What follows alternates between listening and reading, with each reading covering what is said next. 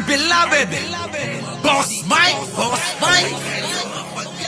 Cervera. So eto na ngayon mga kababayan ko, nako po, malupit ito. Eto na nga mga kababayan, pinayagan ho ng Malacanang. Ito, Justin, kinumpirma ng Malacanang na humiling ng Travel Authority si Vice President Sara Duterte para sa kanyang biyahe sa iba't ibang bansa mula Abril 23 hanggang Mayo 15. At ito ay aprobado na ng palasyo. Kita nyo mga kababayan ko, aprobado na raw ho ng palasyo. Ito naman palasyo, parang nananadya, ano? Siguro sabi ni Ralph Recto, Mr. President, payagan natin yan para lalong mainis yung sambayanan.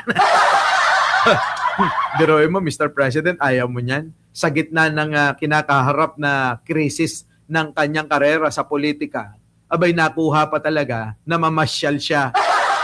Diba? Parang iinisin niya lalo yung mga Pilipino. Yung galit ng mga Pilipino, mga kababayan, no? Parang imbis ho magpaliwanag, imbis humarap, iniinis pa kayo.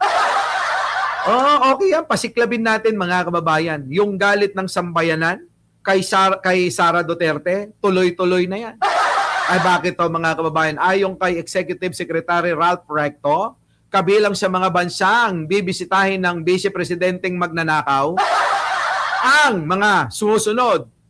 Netherlands, kung saan nakakulong ang putang inang tatay niyang mamamatay tao at magnanakaw. Belgium, baka dyan po nilalagay ang mga ninanakaw na pera ni Sara Duterte.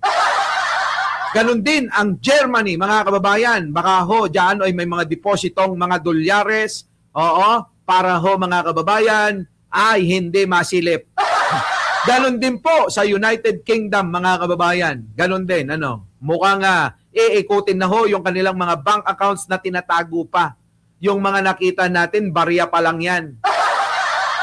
Yung kanyang mga pinakita na umabot ng bilyon-bilyon, barya pa lang yan, mga kababayan. Maniwala kayo sa akin, ayon sa ating panaginip, barya lang yan. Kayo ba'y naniniwala mga kababayan na kung ano yung nakita nyong pera, yun lang yung pera ng mag-asawang Mans at saka Sara? Abay mga kababayan, kahit paano naman matalitalino si Sara kung paano magtago ng pera. Bobo nga lang kasi mga kababayan, akala niya kapag kagaling sa masama, pwede niya nang ipasok agad diretso sa bangko niya. Ayun, na-trace mga kababayan. Galing sa bangko ni Sammy Uy, yung mga cheque, mga manager's check na mga inisyo. Tapos pinasok sa mga bangko niya, na-trace, bobo talaga. Pero hindi nga lang ho yan, dahil wala nang mapaglagyan. Walang mapaglagyan ng mga ninakaw ng mga yan, ayun mga kababayan.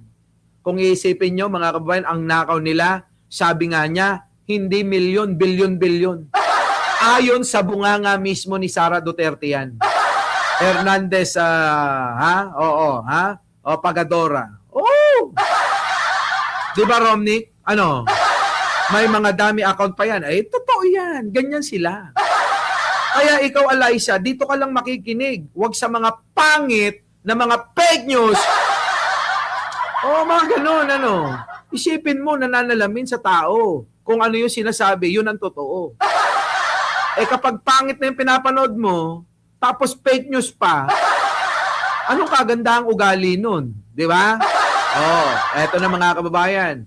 Ako man, mga kababayan, maginoo man ako. Pero medyo bastos. Di ba? Yan yung mga tipo nyo. Maginoo pero medyo bastos.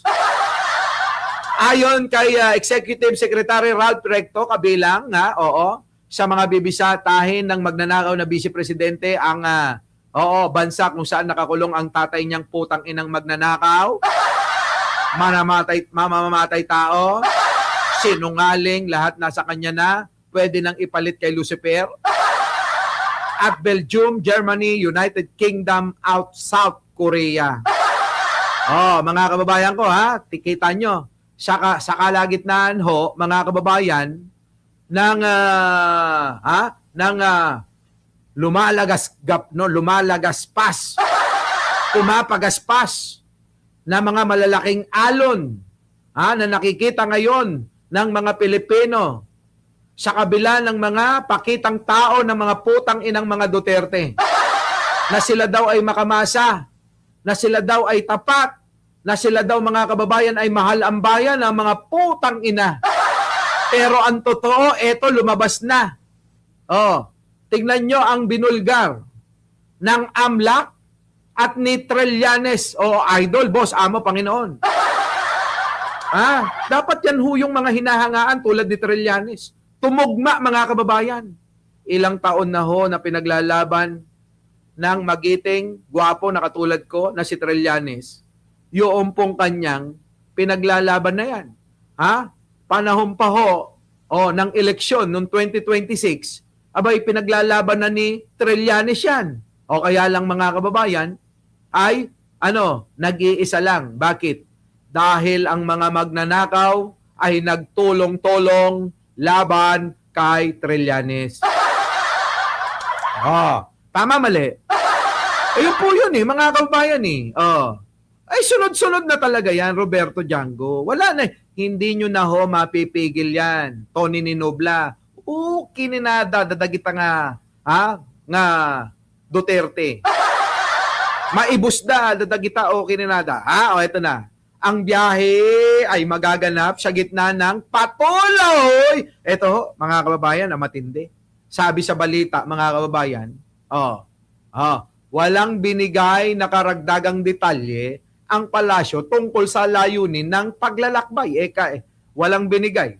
Maliwanag mga kababayan, na ito, ang gagawin ni Sara Duterte ay malamang baka sa sobrang stress ni Sara Duterte, hindi niya na kinakaya yung mga naririnig sa hearing sa Kongreso, mga kababayan ko, abay, na-stress ng husto.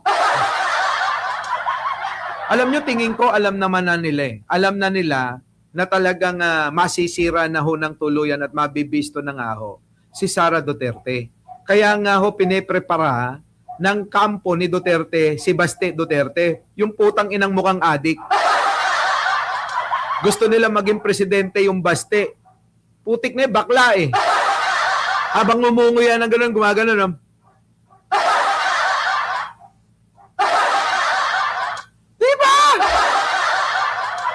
Puta, nasa katinoan pa ba yung kampo ni Duterte, mga kababayan?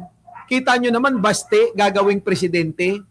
Kayo, mga kababayan, hindi na ako magsasalita. Tititigan nyo na lang. Titigan yung maigi si Baste. Pang-presidente ba ang datingan? Tang-ina naman. Si Baste, titigan nyo maigi, hindi na ako magsasalita. Ang tanong ko sa inyo, pang-presidente ba ang datingan? Putang ina. Mga kababayan, parang taga 690. Ang itsura, mga kababayan, parang laging nasa 690. Nang hunting ng gwapo. Bastian, ngayon ito pa mga kababayan, ang sabi rito, ang biyahe ay magaganap sa gitna ng patuloy na impeachment proceeding laban sa kanya sa House Committee on Justice. Kita nyo? Sipin yung maigi to. Binastos yung mga Pilipino Bakit ko nasabi? Na binabastos ng mga Duterte, lalong-lalo na ni Sara Duterte, ang mga Pilipino. Samantalang ang mga Pilipino ay nag-aantay ng katotohanan. Abay, deserve ng mga Pilipino malaman kung ano ang totoo sa mga ibinibintang sa Vice-Presidente.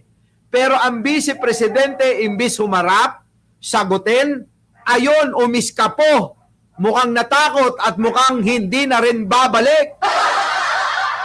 Ayun po ba, mga kababayan, masasabi po nating meron po bang magandang pag-uugali? Ay, mga kababayan, isipin nyo, yun po ba ay masasabi nating nagtataglay ng mabuting pag-uugali, ito pong Vice Presidente. Kita nyo mga kababayan? Mga kababayan, noon pa man, mula sa ama hanggang sa pinakabatang Duterte, mga kababayan ko, wala naman hong may pagmamalaki na magandang kaugalian eh. Wala ho mga kababayan, wala. Dory Lola, hindi na ho ako magmumura mula ngayon. Ayan mga kababayan, kaya ho, paano? Pinanggigilan ho mga kababayan. Our beloved Boss Mike Cervera.